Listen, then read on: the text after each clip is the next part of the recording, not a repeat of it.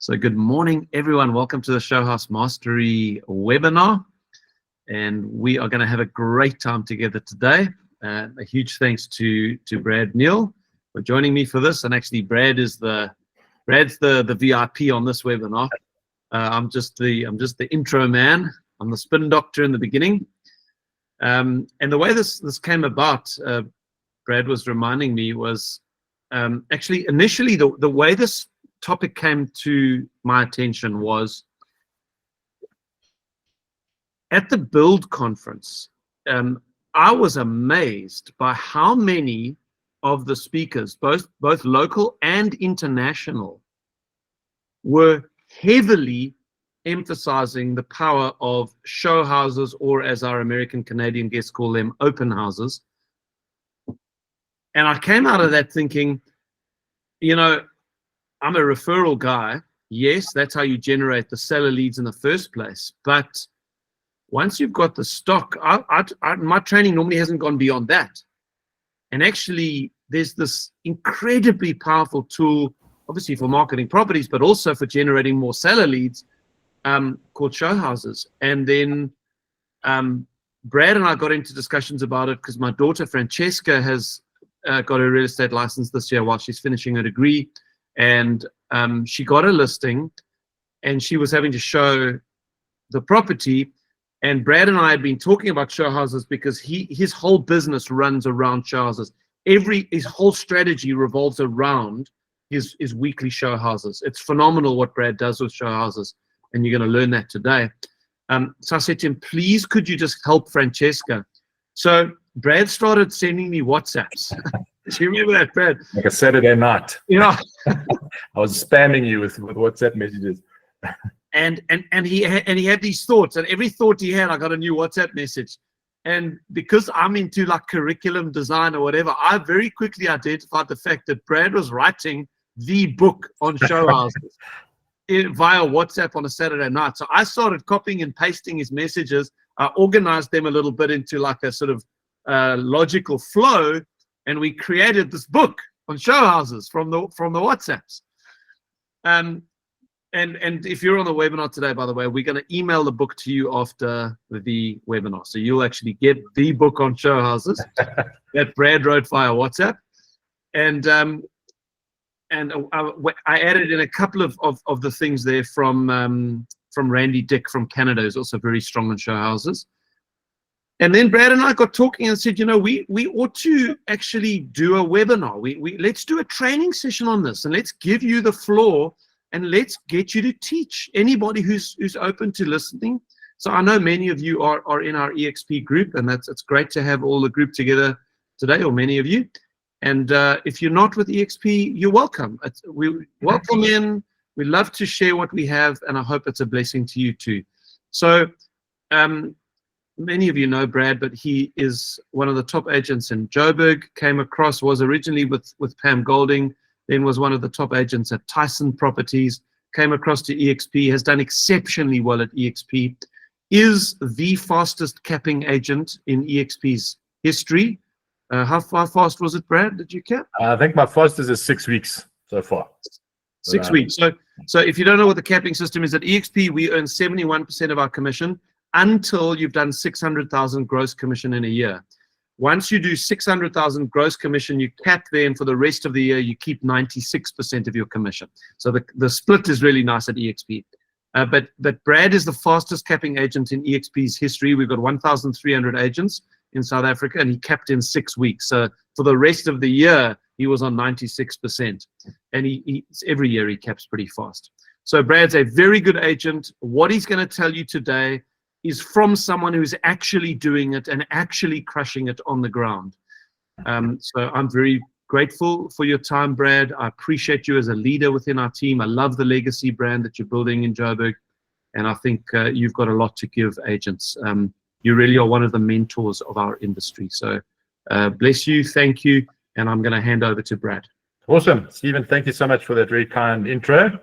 And thank you all for joining us this morning. I'm super excited to be chatting to you. This is my shall I call it my signature topic? Show houses. I really am very passionate about show houses, and I believe very strongly that they should be the foundation of every estate agent's business. If you consider yourself to be a top performing agent or aspire to be a top performing agent, I think show houses should be part of your strategy. And in conversations with agents, I've come across a lot of particularly younger agents who feel that show houses are an anachronism, that they're a thing of the past, that they don't work anymore. And I really want to challenge that perception, because I feel that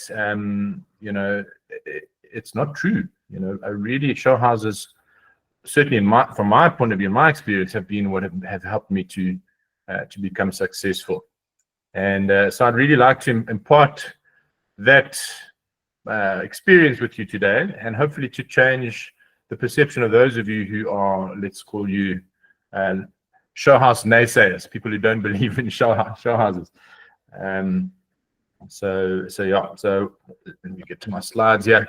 So Brad, while you're doing that, let me just tell everyone how we're going to run today. So Brad's going to get through his material with us, and then he's agreed to do a Q&A session afterwards. So we are going to keep the webinar open after Brad's finished. So if you've got questions, just make a note of them. Don't interrupt him while he's talking. Make a note, and then we'll have a full Q&A session afterwards. Thank you. So I love this quote from Zig Ziglar: persistent, consistent, discipline, hard work makes the difference. And I suppose that's true of anything. But it's particularly true for me when it comes to show houses. For me, consistency is the key. And I suppose it applies to anything that you do in real estate, but particularly with show houses. If you do them consistently in a disciplined manner and are persistent with them, you can only be successful down the line. And that for me has really been key, about being consistent with doing show houses. It's a strategy that you can't just try it once and if it fails, you sort of give up. You've got to keep going and keep pushing to see the results. So that persistent consistency for me is absolutely key. So today, let me just go through my slides there. Oops. So this is the content that I'm hoping to get through today. I think I'd like to sort of try and get through this within an hour, and then leave some time after that for interaction and discussion and questions. So I'm first going to chat about why show houses. Why are show houses important, in my opinion? Why should we do them? How do they help us grow our business? Then I want to touch on the types of show houses. There's not just one type of show house. So we're going to touch on that. Then how to prepare before your show house. I'd say it's critical to prepare and to be absolutely prepared for the show day in advance. So I'm going to discuss that. Then how to conduct yourself during the show day. And then most importantly, in my opinion, is what happens after the show house. And then we'll conclude after that. So why show houses? Sure, I could talk for hours about this subject, and I'm sure you've all got your own ideas and opinions, but I've just jotted down a few ideas about why I feel show houses are important. Show houses give us are essentially our shop window. We don't have a retail space. We don't have a shop that people can meet us in. So show houses are the next best thing. They give us an interface with our client base. They're a place for people to see our brand, to meet with us in person, to ask questions, to interact with us, to meet us, to get to know us as people. So show houses are that shop window. They're free advertising.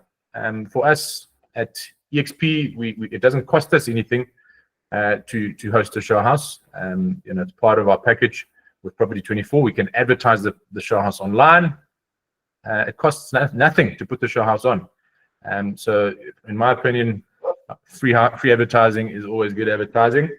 As I said, exposure for your brand, lead generation. For me, lead generation is a huge part of doing show houses. It's an opportunity to grow your database in terms of buyers, in terms of sellers, more importantly, and owners in your area.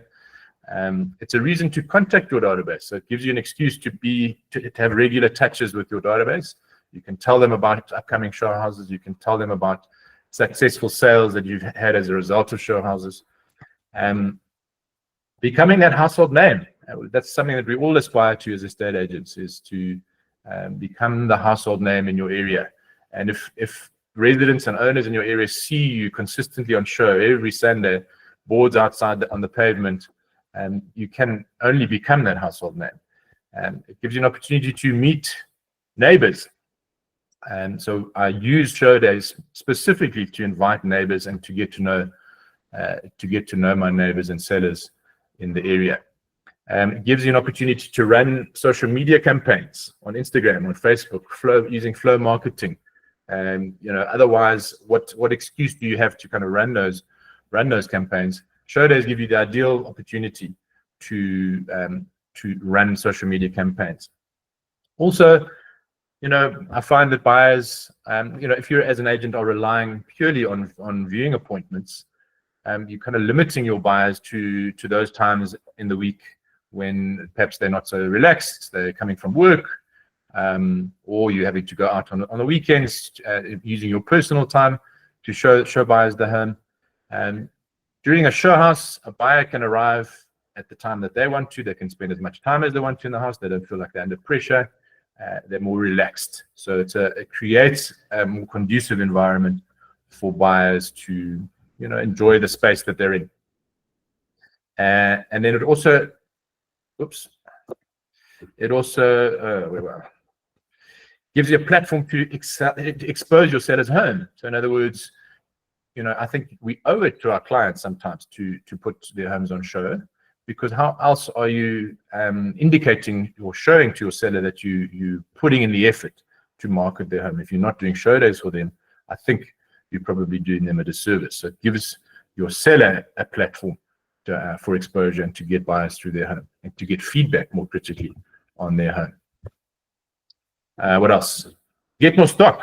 So at the end of the day, I purposely put homes on show so that I can have sellers and neighbors, as I said, come through my home and thereby get more homes to sell. And ultimately, the ultimate goal of putting homes on show is obviously to sell more homes. And I would argue that I sell a majority of the homes that I sell as a result of a show house. So I definitely believe that they work.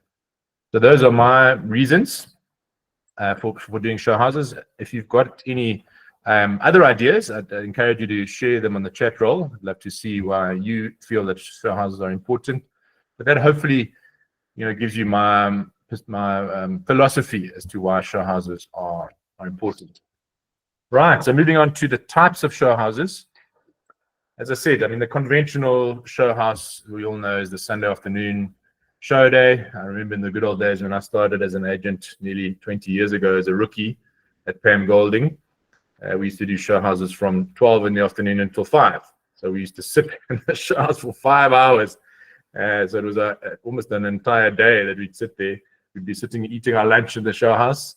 And I believe in the past they used to do them even earlier than that, 10 o'clock in the morning. In the more recent times, we've sort of pared that down to just a couple of hours. So in my case, my team, we typically do show houses from 3 to 5 on a Sunday afternoon. In the winter months, because the sun goes down a bit sooner, we tend to bring that forward maybe to 2:30 to 4:30, something like that. But I suppose there's no hard and fast rule. I would say do what works for you and your market. But as I said at the beginning, do it consistently so that people know. Brad's on show Sunday 3 to 5. That's where I know I can find him at that time. And your market starts to become conditioned as to when you've got homes on show. It becomes almost an expectation that you're on show every Sunday. But it doesn't have to be a Sunday. If you feel that your market is more sort of amenable to coming out to view homes in the week, then do a midweek show day. I often do show days on a Wednesday afternoon as people are heading home from work, or midday, sort of a lunchtime show day. And they also work for you. A launch show day is also very effective. So what we often do when we bring a new home, new listing to market, is we invite our existing database of buyers, so people that we've already been working with and we've qualified them. We'll invite them to what we call a launch or a mini show house, a launch show house. And buyers like that because it gives them a foot in the door sometimes before the property is even publicly advertised. And so you can almost say to them, come check this house out. It'll be on show Wednesday afternoon from 4 to 5. It's an exclusive show day. It's not open to the public. I've specifically invited you to kind of have a look at it. So those launch show days are very effective as well. And then an agent's open hour. So this is something that I was totally had not been exposed to before I joined EXP, but something that I've learned to do since joining EXP, and that is to invite other agents, my competitors who operate in the same area as me, invite them to an open hour. And this is particularly effective when I'm struggling to sell a home or it's overpriced. And what I'll do is invite not all competitors, but a certain number of my competitor agents who I feel I can work with. I'll invite them to an open hour or a show house, and firstly get their opinion on the value of the home, so that valuation is important because I can then feed that information back to my seller. And secondly, to invite them to introduce their buyers. They may well have a database of buyers that I don't have, and so involving them or inviting them to introduce their buyers can also be effective. And then I'd come to a commission split arrangement with those agents. So agent open hours I think are also very, very valuable, particularly in a tough market like we're in now. And then have a neighbors open house. Invite the neighbors to come and view the home. It seems a bit counterintuitive to do that, but neighbors often, or firstly, are the best advocates for a suburb. They love living in the home that they live in. They've lived there for years and years, so they talk up the suburb. And secondly, they may well have friends or family who are looking to buy, and it might be an opportunity for them to introduce their buyers and to grow your database of buyers that way. So, just to open your mind in terms of different types of show days. It doesn't have to be a Sunday afternoon show house. You could sort of tailor the type of show day that would work best for you and for your market. Cool. Right. So preparing for the show day. So my team and I spend a lot of time preparing for our show houses. In fact, we had our meeting yesterday. We meet weekly on a Tuesday morning, 10 o'clock. We sit down and we talk about what show houses we're putting on for the coming weeks. And we normally prepare our show houses 2 or 3 weeks in advance. So yesterday, Tuesday, we were talking about homes we're going to be putting on show in 2 or 3 weeks' time. We've already scheduled the show that we're putting on this coming Sunday. But as I say, we do it consistently. So we're on show every Sunday, and we try and have multiple homes on show at the same time. And we try and select homes that are in a similar price range and in a similar area, because that way you know that a buyer who attends one show day is likely to be interested in viewing the other show houses. So you can kind of keep them in the fold. You're not sending them off to the competition, and you can show them more than one house, and increase the likelihood that they'll at least offer on one of them. So it's effective. It's an effective strategy to have multiple homes on show. Obviously, that assumes that you've got lots of stock, but once you've got the stock levels, it's fantastic to be able to put multiple homes on show on a given Sunday. Again, it just reinforces the fact that you're the household name. It increases your presence in the area and sort of 10x's your results. So I'd say, sort of to prepare for the show house, I'd say is very, very important. So we've put together a number of steps, and you'll see we go all the way from step 1 to step 22. And these are the sort of tips that I was sending to Steve via WhatsApp on that Saturday evening. So step 1 is to communicate with your seller. Obviously, you need to discuss show houses with your seller, and that I typically do right up front when I take the mandate. He's just signed the mandate document. I said to him, Mr. Seller, will you allow me? Are you open to allowing me to put your home on show? And you'll find there's often resistance. Sometimes sellers won't want their homes on show. They don't like the fact that you're going to be putting boards outside their home and having their neighbors come through. And that's okay. If your seller doesn't want you to put their home on show, that's fine. But I think offer it as a tool up front. Say to them that it's something that we can offer you as a means to expose your home to the market. And in fact, I'd encourage you to allow us to do it.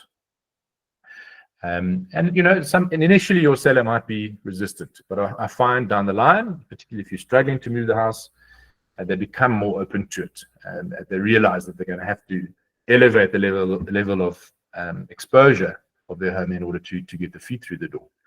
So as I say, a resistant seller you may be able to convert him to a seller who's willing to put his house on show down the line. It all depends on how well you communicate with your client.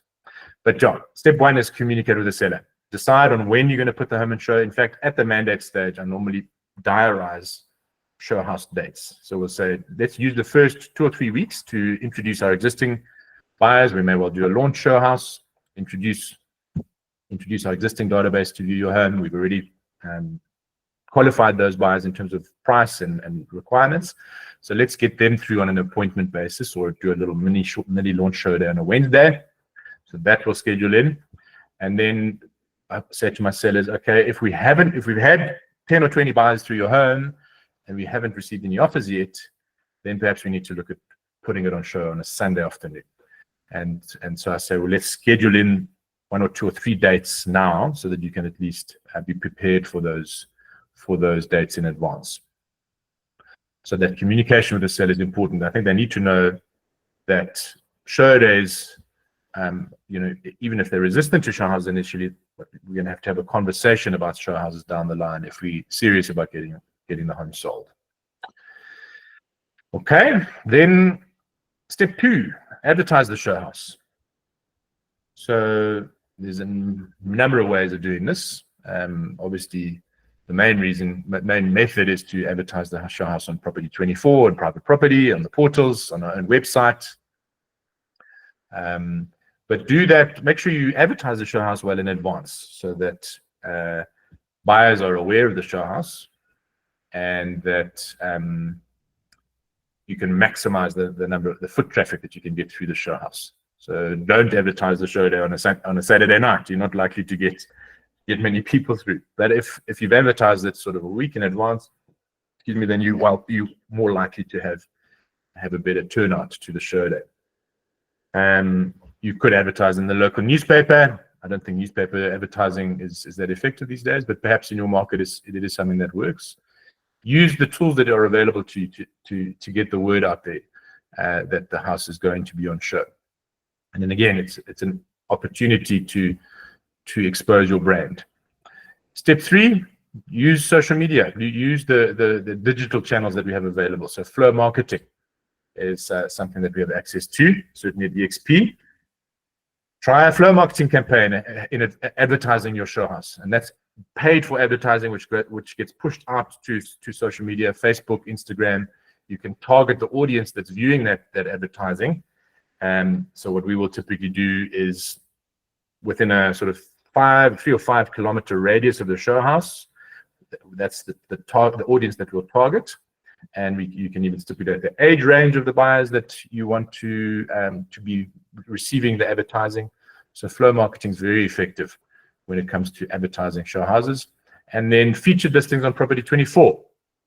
Obviously, that's paid advertising, but what I like about the featured listing is that it keeps the listing top of mind for a week. So what we normally do is feature, particularly if we've price counted the seller and they've reduced the price in the week ahead of the show day, we'll feature that listing on the portals, because again, it's bringing more exposure to the home and increasing the level of awareness of the show day. So, if somebody's typing in, for example, Park View on their search results in Property 24, if you featured that listing as on show on a Sunday, it's coming up at the top of the search results. So doing a Property 24 featured listing in advance of the show day is also a really great idea. Cool. Then step number 4, 5-5-10s. So what do I mean by 5-5-10? So this is what we normally do is a little leaflet. We print a little leaflet, looks something like this, an A5. And this one's a sold drop, which we're about to send out, but same idea. So it just says on show this Sunday, 3 to 5 p.m. Come and meet us there. And that's a physical leaflet drop. Doesn't cost much to print it. But what we normally do is print out 20 of those and hand deliver to 5 neighbors to the left of the show house, 5 neighbors to the right of the show house, and 10 neighbors across the road. So that's where the 5-5-10s come from. So in other words, you're chatting to 20 neighbors within the immediate vicinity of the show house. And that the purpose of that is to meet them face to face. And it's a great excuse to be knocking on their door, because you're saying to them, your neighbor just down the road will be on show on Sunday. And I'd love to invite you to the show day. Come check it out, see what you think. And there's 2 reasons that you can say to them. There's 2 reasons I'd encourage you to attend the show day. Firstly, because as I said earlier, you may well have friends or family who you know of who are looking to buy. So come and see the house, and perhaps you want to chat to your friends and family about it. And secondly, the price that I achieve for that house will have a direct bearing on the value of your home.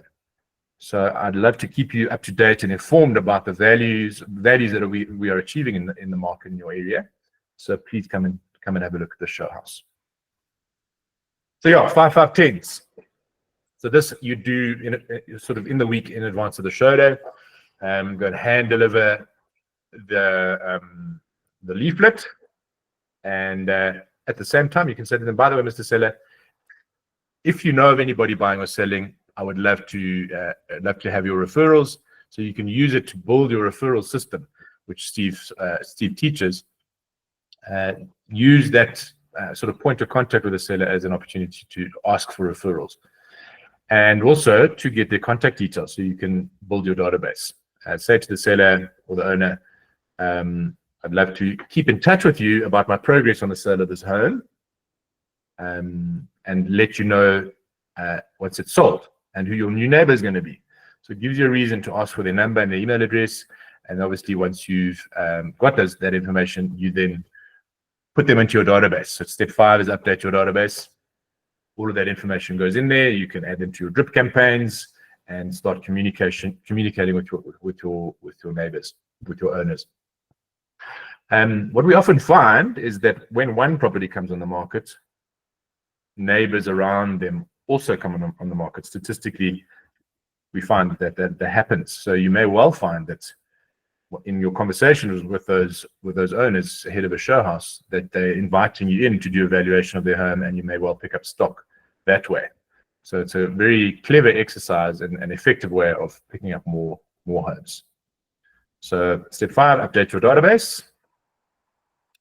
Right, step 6, put up an on-show Sunday board. So boards outside the house are an effective way of advertising the show house and preparing for the show day. So we typically do this on a Thursday afternoon.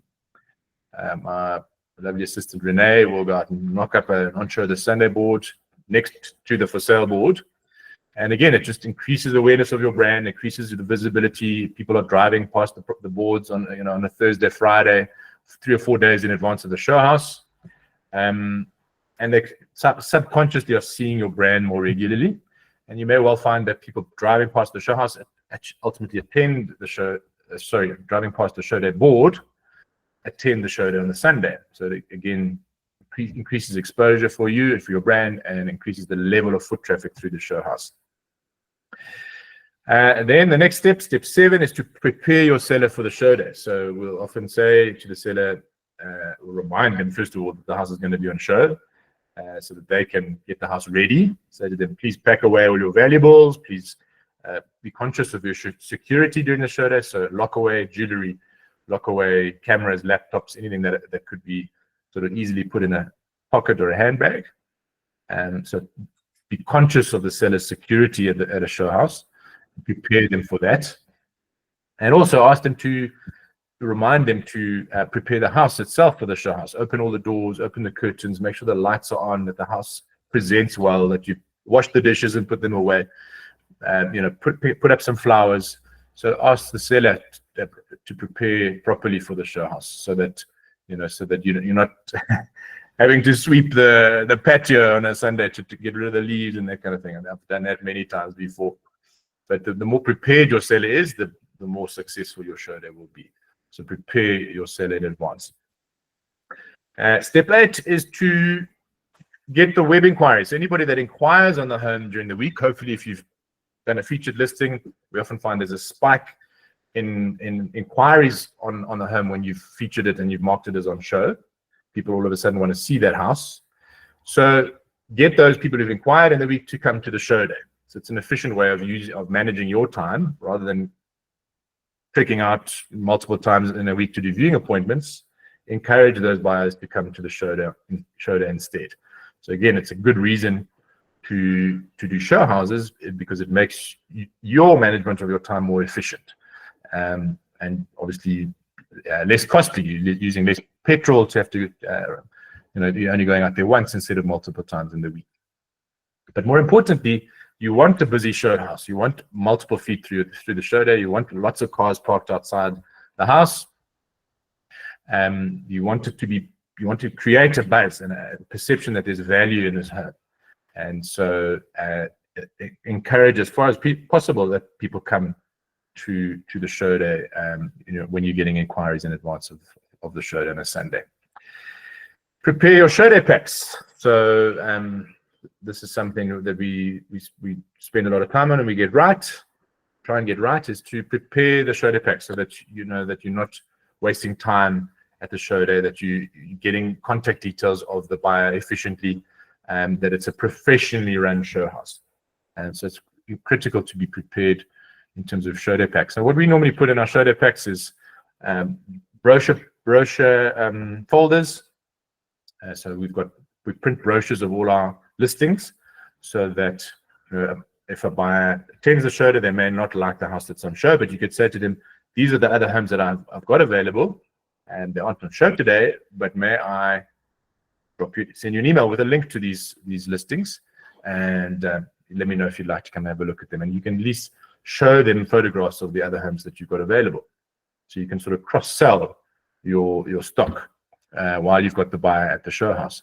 So brochure folders, then business cards, obviously, so that buyers can contact you. Some agents like to have brochures of the home available, so that you can give a hard copy brochure of the home to the buyer. I find these days that they typically just get binned. So what I normally do is send them my Propcon digital brochure for the home. And again, it's another excuse or reason to ask the buyer for their contact details if you haven't got them already. To say to them, can I send you the digital brochure of the home? What's your cell phone number? What's your email address? So it gives you a reason to ask for their contact details. And then buyer lists. So obviously you want to make sure you're accurately recording the contact details of the buyer while they're in front of you. So we've got a little buyer list that looks like this. Pretty straightforward, just has their name and surname, their cell phone number, their email address, where they currently live, how did they hear about the show day, do they have to sell their current home, yes or no, when would they want to occupy, are they urgent buyers or not so urgent, do they need pre-qualification for their bond, what are they looking for, do they need a house, a cluster, townhouse, how many bedrooms, bathrooms. So that's kind of all the information that you need to get from the seller on one form. So have those printed and ready. Have a pen. Think of the number of times I've arrived at a show house without a pen and have to scramble around, scratching in the owner's drawer to look for a pen so I can record their contact details. But point is, have all of this prepared ahead of the show day. And then on the day of the show day, put up pointer boards or flags.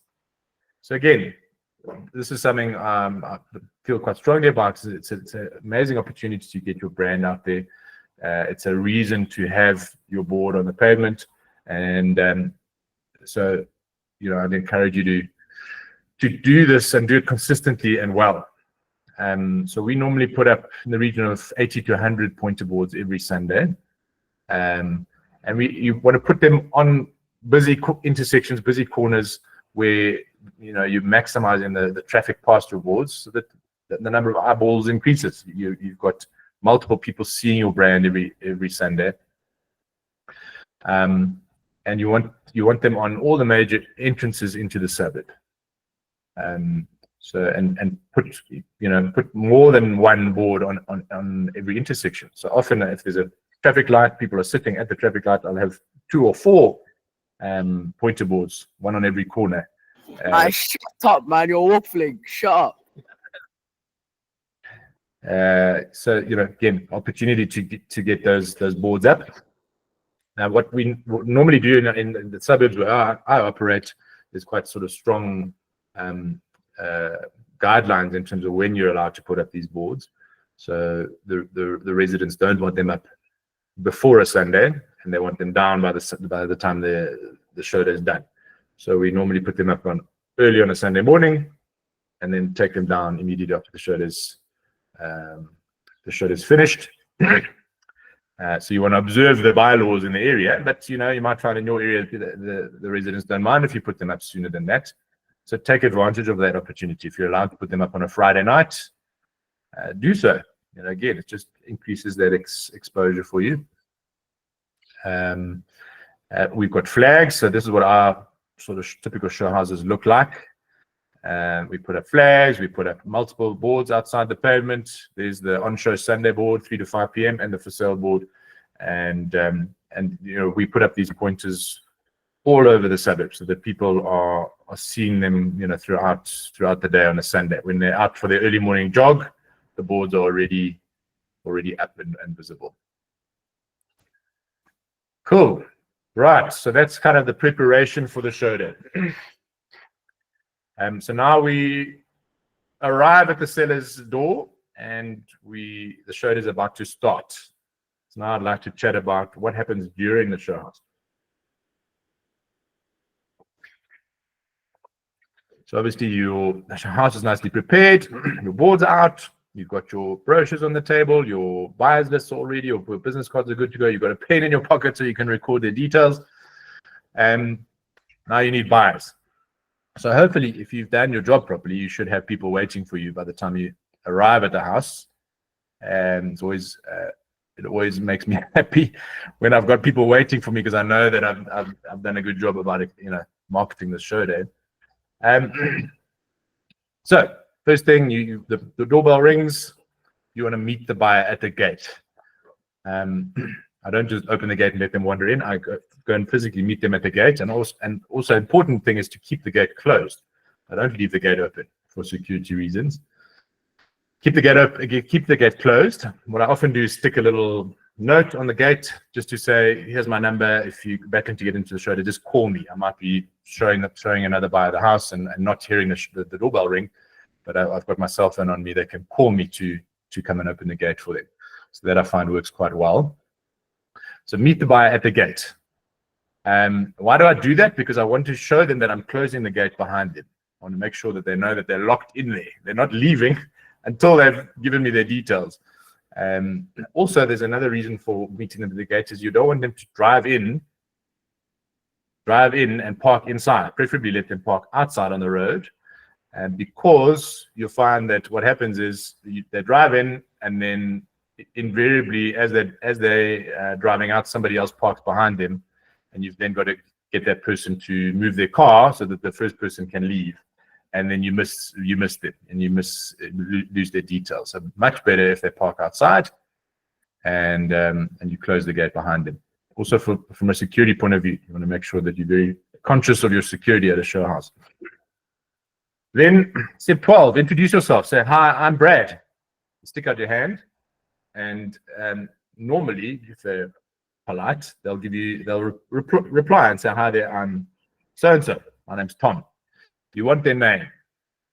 That's all you want at this point. You just want to know who they are. Because once they've given you their name, you can use it in conversation with them.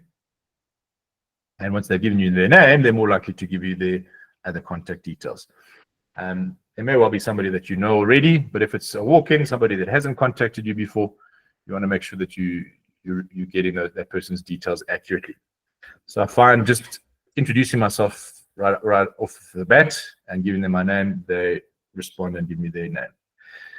And then I say to them, how did you hear about this show house? Because that's the answer to that question will tell you quite a lot, give you quite a lot of information. They may well say, well, we've seen the house online, or we received your invitation to the show day. If they saw the house online, you say, well, was it property 24? Probably, where did you see it? Yeah, property 24. Then you've got a good idea that they've already checked the house out. So the answer to that question is important, that you know that they've done their homework. They know what they're coming to see. They know the price of the house. They know the size of the stand. They know the number of bedrooms, the number of bathrooms. They've done their homework. And you know, more importantly, that they're probably a buyer. You might find that they say to you, well, I just saw the boards. I was walking past, I was walking my dog, and I saw the show day boards. And then that might tell you, okay, well, maybe this person lives in the area. So again, it's an opportunity to grow your database. And there's often an important reason why a resident attends a show house. Either they're looking on behalf of a family member, or they may well be thinking of selling their own home and they're looking at agents that are active in the area. So again, answer to that question is critical. Then step 14, walk them through the house. So I normally say to give my buyer the option, would you like me to show you around? Do you feel more comfortable just wandering by yourselves? Let me guide you through the house, show you the less obvious features of the home, and then you're welcome to take your time and view the home at your leisure. So walk them through. And then once they've viewed the home and they're sort of ready to leave, now remember the gate's closed, so they can't leave. They've got to talk to you. So you want to engage them in conversation, ask them questions. And I think this is probably the most important part of the show house is to get information from your buyers. And the more questions, the more relevant questions you ask them, and the better you listen to those answers, the more effective your show days will be. So ask them, what did they like about the home? Get that feedback. What did they like? What didn't they like? Ask them where do they currently live? How does their current home compare to this home? What are they looking for in a home that this home reminds them of or perhaps lacks? So as I said, the more effective your questions are, and the more effective your show houses will be. Ask them in that conversation, and again, use their name. Ask them if they have to sell their current home in order to buy another home. If they have to sell, ask them if they need a valuation of their current home. Do they have an agent that's already marketing it for them, or would they be interested in updated valuation of their home? And that's a very important question, because it results in a lot of leads for you. It's a brilliant way of getting more stock and getting into to people's lounges, asking them if they'd be interested in a valuation. Do they need bond finance in order to buy a home? If they are needing a bond, it's a perfect opportunity to ask them if they're already working with a mortgage originator. Have they been pre-approved for that bond? Have they done any homework in terms of their bond approval yet? And if they say no, then introduce them to Multinet or your originator. And again, that could be a good source of referral income for you if they're interested in engaging with a mortgage originator. So I've answered that question already. Do you need a valuation? And then step 19 is to get their contact details. Say to them, if they love the home, they want to come back and have another look at it, can I get your contact details? If they say to you, this home doesn't really work for them, say to them, well, I happen to have another home on show. I'd love to send you there. Or say to them, here's my brochure folder. I've got another home on my books, which isn't on show today. Please may I get your email address and your cell phone number so I can send you the links to my other stock, and perhaps there's other homes that we can show you. So get their contact details before they leave. And then, so very important to get their contact details, and then record the notes of your conversation with them on your buyers list. So make sure you don't forget that information. how many bedrooms do they need, how many kids do they have, how old are their kids, how many pets do they have, what are they looking for in terms of accommodation. All of that information should go on your buyers list. I would say don't stand there with a clipboard in front of them, because it doesn't look very genuine. You look like you're just kind of trying to record their info. But I would say, obviously get their contact details, but record the information about your conversation with them after they've left. Excuse me. Right, so that's sort of during the show there. Now, hopefully you've got a list of 5 or 10 or 20 new buyers who you haven't worked with before, and you're very excited. You've had some feet through the show day, and you've got a whole bunch of new leads which you can work with. And it was a very successful show day. Right, what happens after the show house? So in my experience, this phase of the show day is the most important. What you do after the show house that is critical, and both in terms of your engagement with the seller and in terms of the results that you achieve from the show house. So step number 20 is to give your seller immediate feedback. You don't want a situation where you leave the show house and you haven't told the seller how many buyers you had to the show day, what the feedback was, and that comes Monday morning and they get a call from your competitor saying, I see your house was on show. How did the show day go? And the seller goes, well, I haven't actually heard from my agent, so I don't know. Not a good look. You want to make sure that you've given your seller feedback immediately after the show day. So hopefully the seller comes home and you can hand them the keys back and you can say, fantastic show day. We had 20 buyers through the house. There's lots of follow-ups that I need to do. I'll get back to you tomorrow once I've phoned everybody back, and I'll let you know if there's any second viewing appointments or anybody who wants to come back and make an offer. You might have a situation where you have to say, well, I'm sorry, Mr. Seller, but I had zero. I had not one person to my show house. And that has happened to me many times before. But I mean, it's horrible to have to give that feedback, but it's a great opportunity to say to your seller that there's a problem here.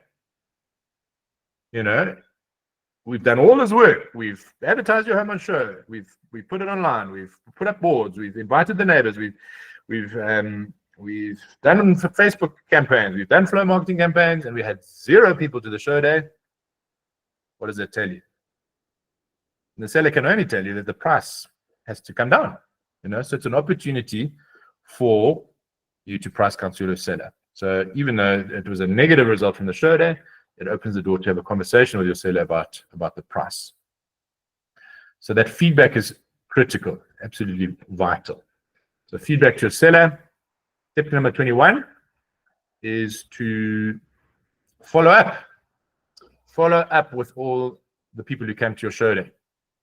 Absolutely pointless having a show house if you never speak to the people again. So Monday morning, the first thing on my list for Monday morning is to phone all the people who attended the show day and to get their feedback. And obviously all of that information I'm capturing, updating my database at the same time. So the email address, their cell phone number, and then I'm putting in the feedback that I'm getting from my show day buyers and inviting them, if they're interested, to come back for another viewing of the home. Ideally, you want them to come back for another look, or say to them, ask for the offer. Are you interested in making an offer on this home? And they might well say, yeah, absolutely, I'm ready. So then it's all systems go. Then you get in that offer from them, straight away. But the follow-up is obviously absolutely vital. And as I say, update your database. So make sure all of that information that you collect from the show house goes into your database. It's important, critical, obviously, to have a database system. We use PropCon. My team, we use a system called LACRM. But whatever you use, make sure you use it consistently and efficiently and effectively. And then we were just chatting earlier about drip campaigns. So that the contacts that you put into your database, it's an opportunity to then add those contacts to your drip campaign, and for you then to build a relationship through email marketing with that with that client. So add your new contacts to your drip campaign. Also, in that process, refer any sellers or buyers to other agents. You might find that you've got somebody moving from another city, and they might need to sell their current home. For example, they're moving from Cape Town to Joburg. You've asked them, would they need a valuation of their home in Cape Town? They say yes. You say, fine, I'll have my colleague contact you. Monday morning, you need to be referring that seller to your colleague in Cape Town so that you can then generate some referral income from that sale. So update your database, make sure you're sending out your referrals. And then, as I said, step 23 is to ask for second viewings and ultimately ask for offers. Okay, I think that kind of concludes the content of my presentation. Simply to say that I hope this has opened your mind in terms of the power of show houses.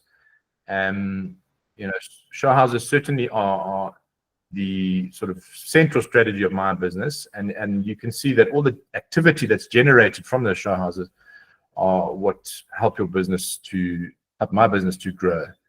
And so I'd encourage you all to really consider, those of you who aren't doing show houses, to consider including show houses in your business. And really has been a very effective strategy for me and my team to grow our business. So thank you. Great, Brad. Awesome stuff. Love it. Thank you. I've got a few questions I'm going to launch straight into, and then we can open it up for the Q&A. Cool. So you talked about consistency. You opened up with that quote from Zig Ziglar on consistency. Yeah. And I think you've laid out perfectly that your success with show houses has been the consistency with which you've done it. So my question is, you're putting 80 to 100 boards out on a Sunday. How many show houses do you do on the average Sunday? So I aim to put 4 houses on show. My aim is to do 4. Any more than that, it does become a little bit difficult to manage. And also try to avoid putting show house sitters in my show houses where I can. So I have a partner, Tyrone. So Tyrone and I sit just about every Sunday. And if we've got more than 2 show houses, then we need to put a sitter in that show house. I try and sit at least the first or second show house myself or Tyrone. But if we're doing more show houses than that, then I will put a sitter in the show house. But I get around that with the seller by saying to them that we have other homes on show and that we're going to be sending buyers from those show days to your home. Yeah. So we're kind of spreading the net that way, and we're making sure that any buyer that's out there, we're going to be sending them to your home. So again, the more show houses, the better. But it all depends on how much stock you have at the end of the day, I suppose. You need the stock levels in order to be able to put 4 homes on show consistently. Yeah. But as you've well said, if people start doing show houses, it's going to elevate their brand awareness in the area, and they're going to start picking up more stock. Absolutely. When you use show house sitters, I mean, I think that could be a whole other seminar. Like, how do you train your sitters? Because there's quite a specific process you go through at the show house itself. And do you find there's quite a big fall off of, say, data collection and buyer leads, etc., when there's a sitter there compared to you being there? No, I train them exactly with the way I've just told everybody now, is that it's important to ask questions, and the more information that they can get from the buyer, the better. And obviously, if it's a busy show day, it might be difficult to engage the buyer in conversation and to get a lot of information from them. But as a minimum, I want their email address and their cell phone number and their name. As long as I've got that, that's fine. But as I said, the more information I have, the better. But I find my sitters are probably better than I am at getting information, from my clients. And what do you? And I've got a team of sitters. I've got 3 or 4 ladies who sit consistently for me, so they know how I work and they know what the information. They've been doing it for me for years, so they're well versed on what to do. And what do you pay them for a Sunday? I pay typically 350 Rand, and then I incentivize them. I say to them, if the buyer buys the house as a result of the show, I'll pay you commission. So I'll pay them like $1,000 for, $1,000 Rand worth of commission to incentivize it. Okay, super, awesome. And then a related question, I think Elmarie's question is, if you've got a property that's 8-9 million, like the one you sold recently, how often would you put that on show? Yeah, that's a good question. I didn't sort of cover that. So you want to try and avoid overexposing the property. So I often say to the seller, we don't want to do more than, say, 2 show houses a month at the most, because it starts to kind of paint a picture of desperation if it's on show every Sunday. So it really depends on the situation and on the seller and their availability. But I'd say try and schedule show days at most, or at least 2 weeks apart. Otherwise, it starts to sort of paint as I say, a picture of desperation. Okay, fantastic. So you're doing kind of 20 boards per show house? Yes, exactly. Yeah. Okay. Yeah. And I've got a guy now. We've just brought in a guy who does the boards for us. So I'm not going out there dropping boards myself. We're paying him to go and put them up, but then we will send him a little map. We say we want the boards here, here, here, and here, and he goes and puts them down there. And we find that's just employing somebody to do it for us. It saves us a couple of hours every Sunday. Yeah. So it's worth doing that. But you don't have to do it. I mean, it shouldn't have to be. It doesn't have to be a major job. But I think it's an opportunity that's worth taking advantage of. And then maybe it's too comprehensive an answer for you to give now, but it does lead into my next question was, what do you delegate to others of those like 23 things? Like, trying to think. So, as I said, I've got an assistant, Renee, who helps me with a lot of that preparation for the show day. So listing the house on the portals, putting up the boards. What else does Renee do ahead of the show day? Preparing the show day packs. So my assistant does a lot of that stuff. And then as a team, we're responsible for doing the captures and follow-ups of the show day buyers. So we kind of share that responsibility. So a lot of it actually we delegate. Yeah, and that's what I would imagine, and that's a conversation which every agent hopefully will get to in their career, because you want to get to a point where you're too busy as an agent to actually do everything that's happening yourself. Yeah. And when you can start delegating responsibility to an assistant, I tell you, your business can really flourish. Absolutely. Yeah. I'm almost done, and then I'll hand it over to everybody else, and I can see there's some questions in the chat, which I'll also read to you, Brad. Sure. Can you just touch on agent safety? Like, what do you do to address that? Yeah, I mean, it's a very valid concern. In 20 years of doing show houses, I've never had a security incident, but I have heard of them in the past. So it's top of mind for me, particularly if I've got a lady sitting in the show house. So I suppose it's just briefing the sitter on being conscious and aware of their security at a show house. Obviously there's a risk in having people come into the home. So that's why I say keep the gate closed is critical. Have the valuables locked away. Make sure that there's nothing accessible that can easily be put in a pocket. And something I didn't address is perhaps have a panic button or access to local security company's telephone number, so that if there is an issue, you can raise the alarm. But I suppose it's just more about being conscious and aware of your security in the show house. You often have, you worry about people arriving together and then sort of splitting up, and then your attention is distracted while you're in the show day. So that can be an issue.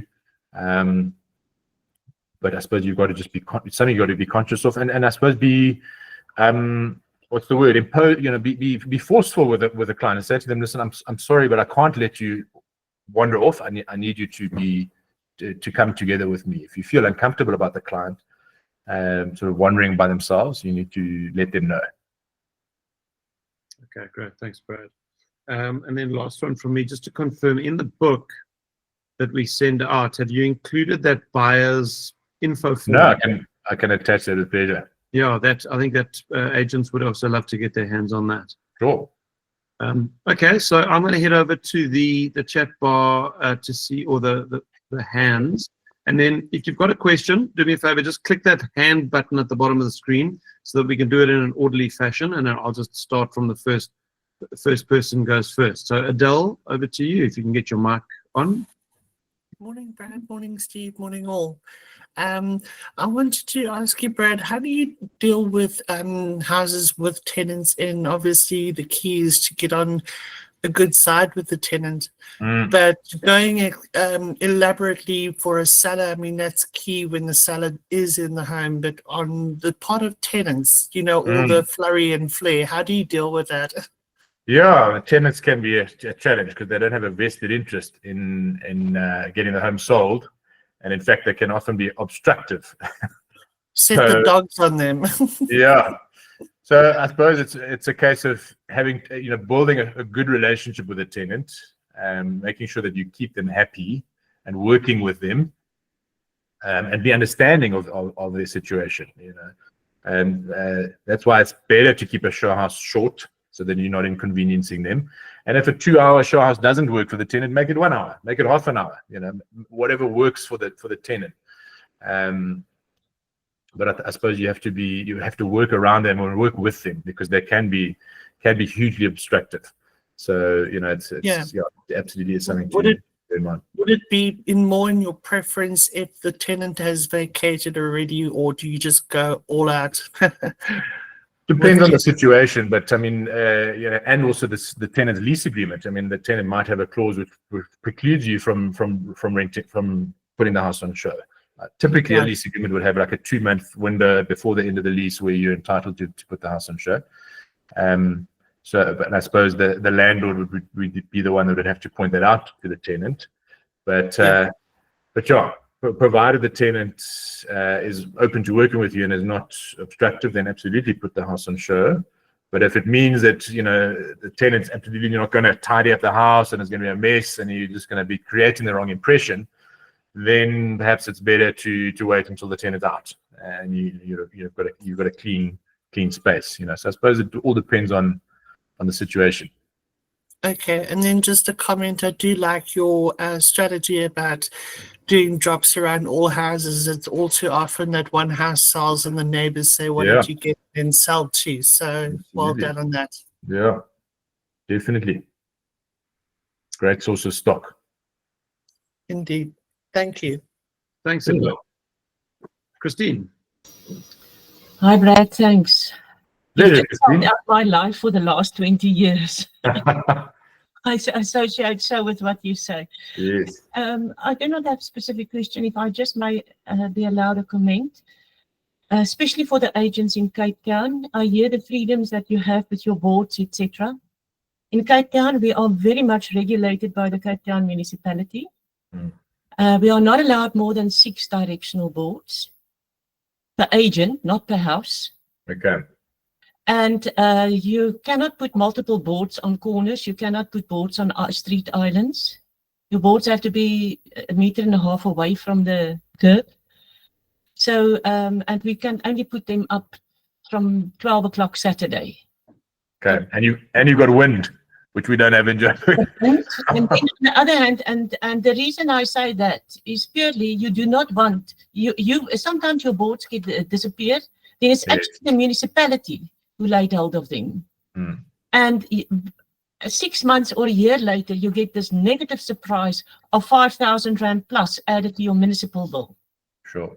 Because you are fined. So I just warn the agents in Cape Town, get the municipal regulations for the use of show boards. Yeah. I mean, obviously you have to... Yes, and we have we have to buy sort of a license from City Cape Town, stickers for our boards. That's about 2,000 something per annum. to be Wow. able to use a show board on a public road. That's all I say. Yeah. Stick within the municipal bylaws. Yeah. But don't let it prevent you from doing show houses, is what I'd say. I mean, if you're so strictly regulated in Cape Town, then so are all your competitors. Yeah. But don't let it prevent you. Do work within the parameters. Is what I'm saying. The nice thing about that is that we do have like a Google Maps. So people, what we find often now is people phone you up front and say, where's the show house? I mean, you put up your boards, but very often you can put one board at the street where the house is to turn in because you have another board for another house that you have on show. So then people phone you, they see it advertised, and you just send them the Google pin. So that also works. Just Is it six boards per show house? No, per agent. Total. Sure. You've Per got agent. 6 boards. You've got That's 6 boards. Wow. That's it. Okay.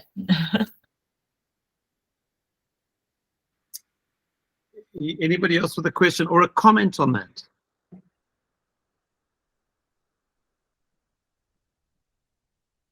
We're all good. All right, Brad, we appreciate you. Thank you so much. Yeah, you guys. Thanks for making the time. Yeah, if you send me the book, I'll include it in the email that I send everyone. Will do. And yeah, feel free to reach out to Brad directly if you want to get into conversation with him, and go forth and multiply. Oh, Cheryl. Cheryl's got her hand up. Oh, here are all the questions now. Can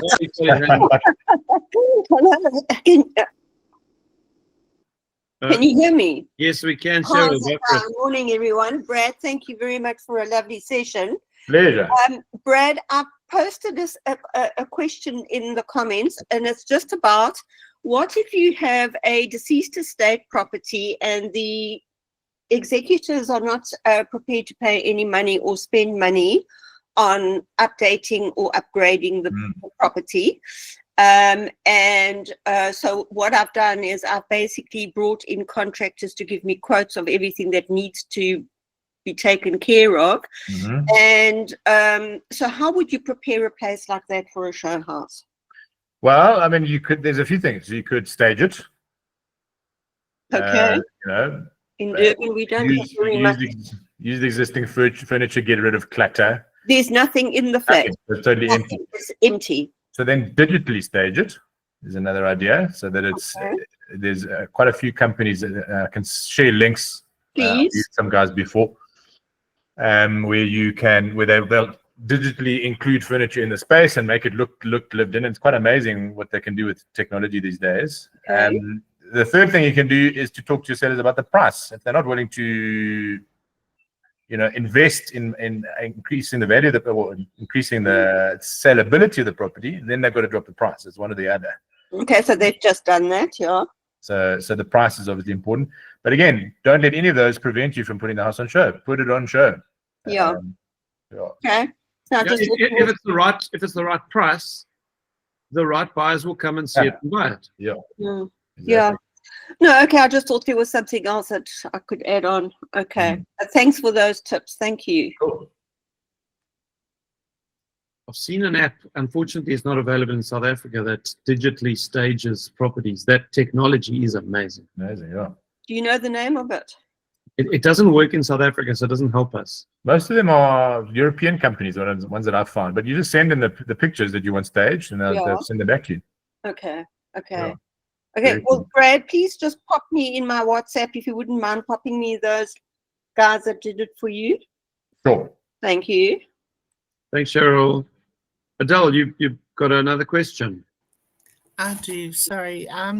Brad, I just want you to know, off scale, on the top of your mind, from all the show houses that you've done, Yeah. what percentage do you think is conversion from immediate neighbors around that house that you actually gain future stock or Yeah, interesting subject question. to sales? I would say, it's a tricky one. I would say it's significant, probably 20 to 25%, something like that. I'd say maybe a quarter of the seller leads that I get come from, a show house somehow, whether it's an immediate neighbor or somebody who, lives in the vicinity. That's very good. Yeah, I'd say it's significant. It's not to be ignored. Okay. Thanks for that. Sure. Brad, any tips, if we can broaden the conversation just slightly before we close on, how do you get so much stock? Yeah.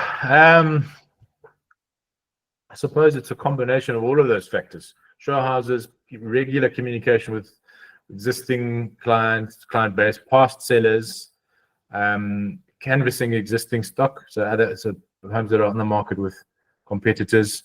We really make a lot of effort in making sure that we know our competitors' stock. We know what homes are on the market. We've introduced ourselves. We know when the mandate ends, so that if it's not sold by the mandate ends, we can hopefully engage with the seller and pick up that piece of stock. So all of those, and referrals. Referrals obviously is a big one. Yeah. Asking for those referrals. Yeah, and you've been around a long time and you've done a good job with a lot of people, so that helps. Absolutely. On I'd say for a new agent who's starting out, the most obvious source of stock is existing sellers, people who are already on the market. It's a perfect source of stock, but you've got to know your market. Cold call them. Door knock them. Better than cold call them. Go and knock on their door and meet them. Yeah. Say to them, we see your homes on the market. We see it's been on the market for a while. I'd love to help you sell it. Have you, is there an opportunity for me to list it for you? They can either say, no, I've got a mandate. In which case you say, well, when does the mandate end? I'd love to, if it hasn't sold by the time the mandate ends, may I help you? I'd love to stay in contact with you. And again, that's an opportunity to add them to your drip campaign, start building a relationship with them. If they say, no, I've got no mandate, well, then you say, well, what's stopping you? I'd love to list it for you. I've got a source of buyers. Perhaps your existing agent hasn't brought those buyers through. Can I introduce my buyers? I think that's such good advice for new agents. Yeah. Yes, sir.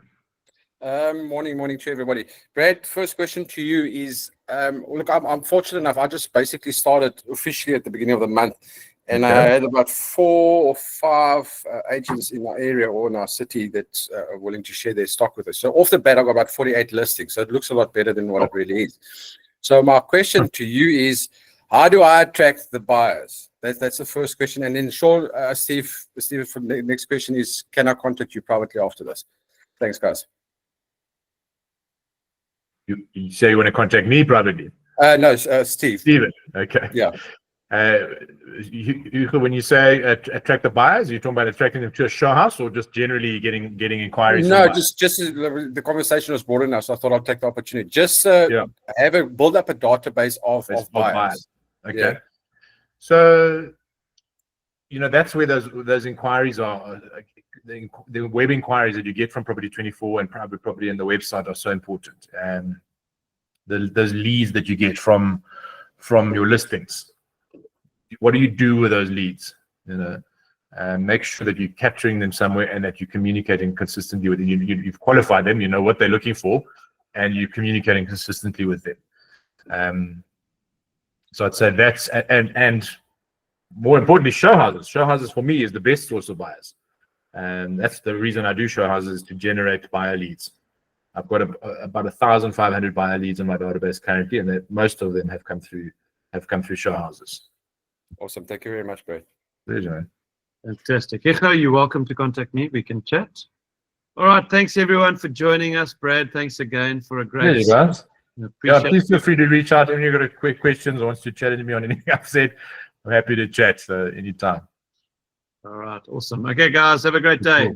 Cool. Yes.